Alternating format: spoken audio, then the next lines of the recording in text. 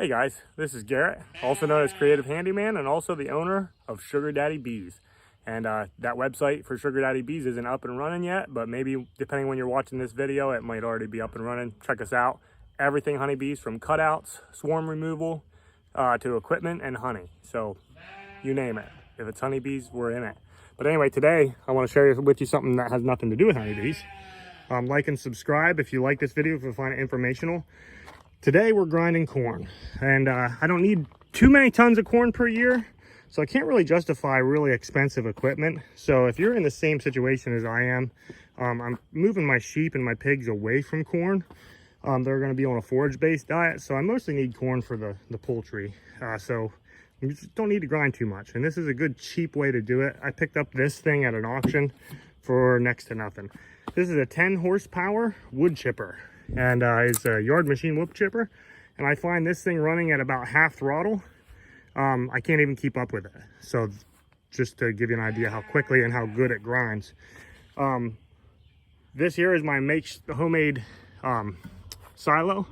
It's not real pretty. I got a lot of work to do to that yet, but it works great. I've been using it for quite some time just the way it is. Maybe we'll make a video on how to build one of them eventually. It's got another door on the other side. You can open them, close them, however you want.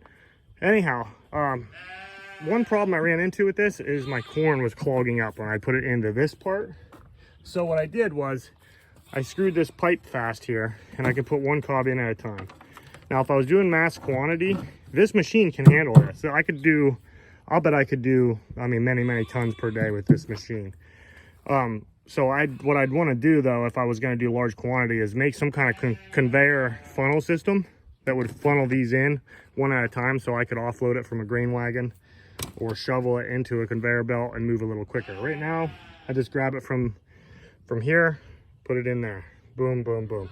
So you can see I'm blowing this. I have it all taped, screwed fast, and then taped up. I use some chimney pipe. That's to try and minimize the amount of dust coming out, because there's a lot of dust involved in this.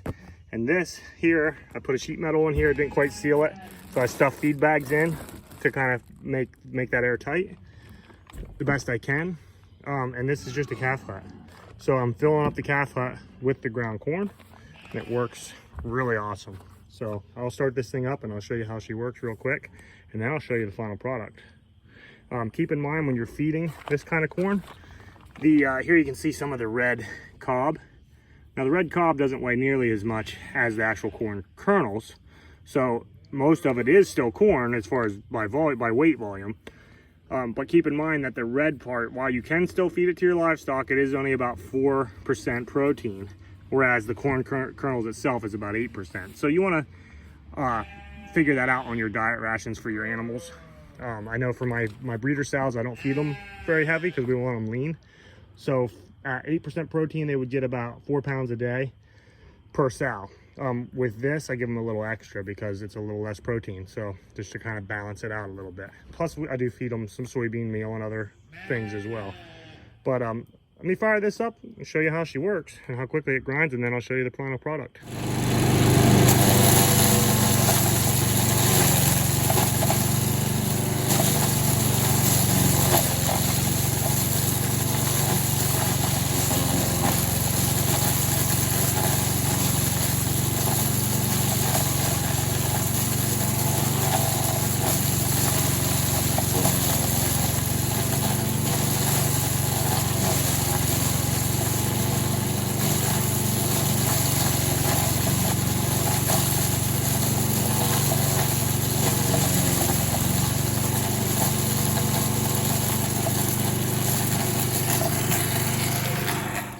All right, guys, I'm going to show you the final product here.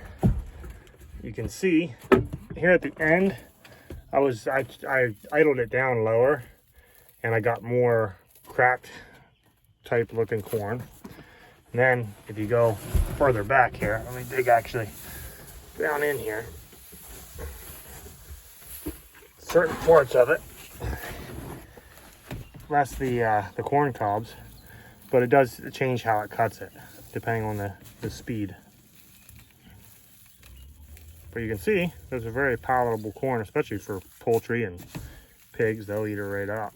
So obviously with the the cob in it, it makes it a little lighter. So you need to weigh, get a digital scale and weigh your whatever you're using as a scoop. But there you have the final product. Really good for the chickens. Now I'd thrown some whole kernels into these guys, but you digest it better when they have it like that.